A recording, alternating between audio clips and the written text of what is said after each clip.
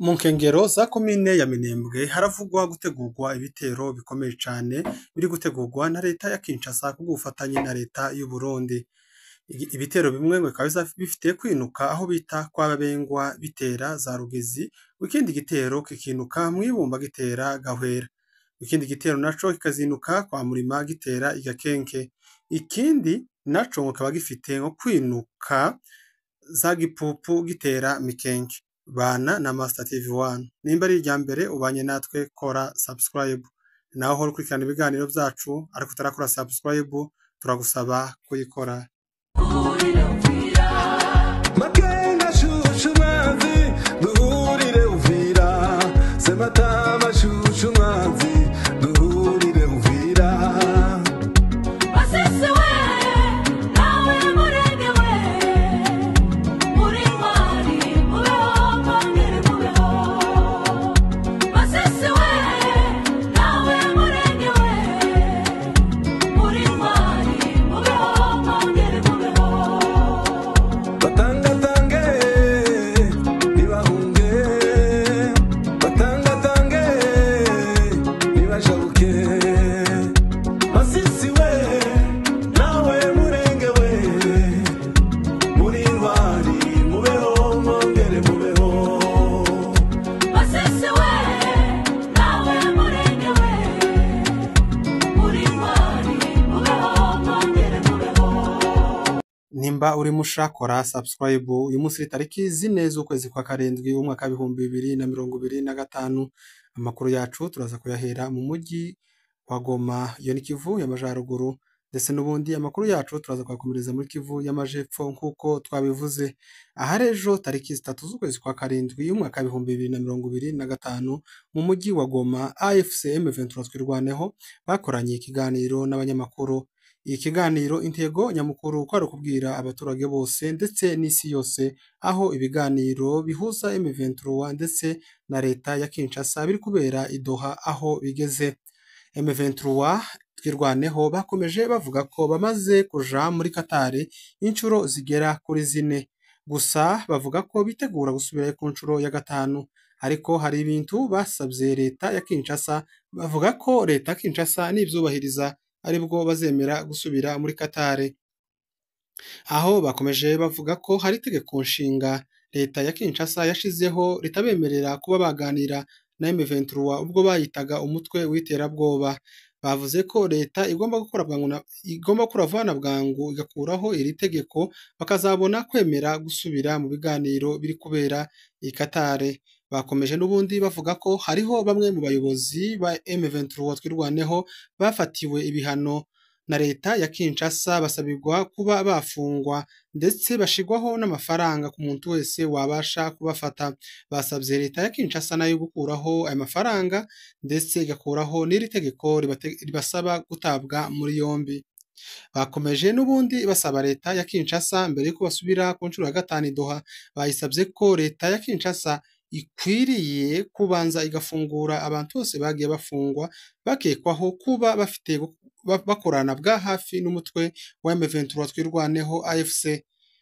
M23 twirwaneho n'ubundi bakomeje basaba leta ya Kinshasa guhagarika imvugo z'urwango cyangwa se imvugo zihembera urwango ku banyekongo bose, aho bamwe mu badepite ndetse n'abaministre ba Kongo bakomeje gusoma amadiskuru arimo imvugo z'urwango, aho twavuga nka Bitakwira n'abandi benshi bavuga rikijana muri leta ya Kinshasa, ariko bakaba bakomeje gukwirakwiza imvugo z'urwango mu banyekongo. M23 n'ubundi yasabye leta ya Kinshasa guheza uburenganzira abavuga ururimi rw'ikinyarwanda cyangwa se abatutsi babarizwa muri Repubulika Iharanira Demokarasi ya Kongo, aho bamwe mu kwezi gushize ndetse n'amezi aho M23 imaze kwigarura Bukavu na Goma. Umuntu ashaka kuzinduka avuye muri province imwe ashaka gutega indege aja muri Kinshasa bakamwaka pasiporo yiwe bamusiza gusa yuko avuga ururimi rw'ikinyarwanda, ariko ntarindi kosa na rimwe bamukekaho, ndetse bamwe bagiye babigiramo ibibazo barafungwa babaziza ururimi bavuga. M23 yasabye leta ya Kongo guhagarika izi nzangano ndetse ikareka abakongomani bose bagatembera muri Kongo kuko babishaka. Bakomeje bavuga n'ubundi ko babona ko leta ya Kinshasa nta na rimwe yigeze ishaka amahoro ndetse n'ibiganiro barimo bakorera i Doha bisa nkaho leta ya Kongo iyo ibikoresha nk'uburyo bwo gushaka ngo ikusanye igisirikare cayo ibashe kwitegura izagabe igitero kuri M23 ibashe kubambura ibice bigaruriye mu kwezi kwa kabiri ndetse n'ukwezi kwa gatatu byo muri Kivu y'Amajepfo na Kivu y'Amajaruguru aho bakomeje bavuga ko ibirindiro bya leta bimwe bimaze kwambuka mu gihugu c'u Burundi kuri ubu ariho hasigaye hagurukira n'ibitero bya drone bije kurasa ku ngabo zabo ko ku itariki 30 z'ukwezi kwa gatandatu igitero ca drone cavuye mu gihugu c'u Burundi kiragenda kibasha kurasa indege yari igemuye imiti ndetse n'ibikenerwa by'ibanze muri Kivu y'Amajepfo mu karere ka Minembwe. M23 n'ubundi yarangije isaba leta ya Kinshasa kubaheza agahengwe kugira ngo ibiganiro biri kubera i Doha bibashe kuba mu mwuka mwiza kuko bavyemezanyije mu ntangiro z'ukwezi kwa kabiri bituma M23 yari maze gufata agace ka Walikari yongera kugasubiza leta ya Kinshasa ariko ibi leta ya Kinshasa yo ntiyigeze ibibona ko ari iby'agaciro iyo ikabikomeje kubagabaho ibitero mu bice bitandukanye. M23 n'ubundi yavuze ko leta ya Kinshasa ikomeje kwitegura kubagabaho ibitero ko ubu nyine yamaze kugura n'indege z'ubwiyahuzi cyangwa se za drone zo mu bwoko bwa kamikaze byitegura kugaba ibitero mu bice M23 igenzura. Amakuru yacu reka tube twihagarikiye ahangaha dukomereze muri Kivu y'Amajepfo.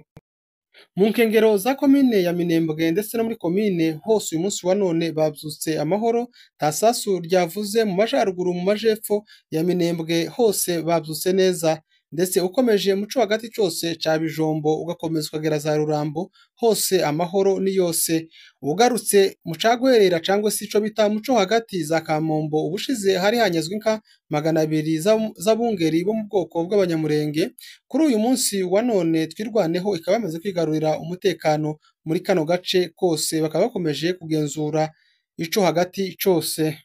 Andi makuru n'ubundi dufite kuri none nayo ibitero birimo gutegurwa kugabwa muri Minembwe kuko ubufatanye bwa leta ya Kinshasa Wazalendo FDLR ndetse na leta y'u Burundi. Ibi bitero ubu nyine bimwe bikaba byaramaze kugera mu Rurenge aho bita kwa Babengwa. Aha ni hepfo cyangwa se ni munsi ya za Rugezi hakaba imbere zo kwirumba umanutse uja mu Rurenge hakaba hakuno yo kwa Gitongo kubazi bino bice byo mu Rurenge. Iki bitero ngo bikaba bifite kwigaburamwo bigaturuka mu nzira zitandukanye ngo aho igitero kimwe kizabasha kuzamukana Babengwa yose kigahuruka za Kabanju akaba arico gitera Rugezi. Ico ngico kizaba kiyobowe n'umwe mu bakomoka imurenge w'umunyamurenge nkuko tubikesha abaturage batuye muri aka gace. Ikindi gitero n'ubundi ngo gifite kwinuka mu Ibumba kigaserukira za Gahwera na za Kivumu. Ico gitero naco ngo kizaba kiyowe na FDLR cyangwa se n'igitero kizaba kirimwo ciganje ingabo za FDLR nizo zizaba zifite commandement muri rino rembo.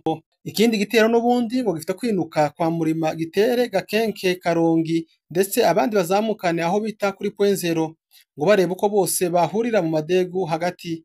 Ikindi gitero n'ubundi canyuma naco ngo gifite kwinuka za Gipupu gihurukira ngo Mikenke ngo bose ngo bamanuke ngo bahurire mu madegu hagati. Gusa nubwo bafite imigambi imeze nk'utyo reka tubibutse ko atari irya mbere bapanze imigambi nk'iyo ngiyo ariko twirwaneho n'Imana y'Imurenge ibitero ikabisubiza inyuma.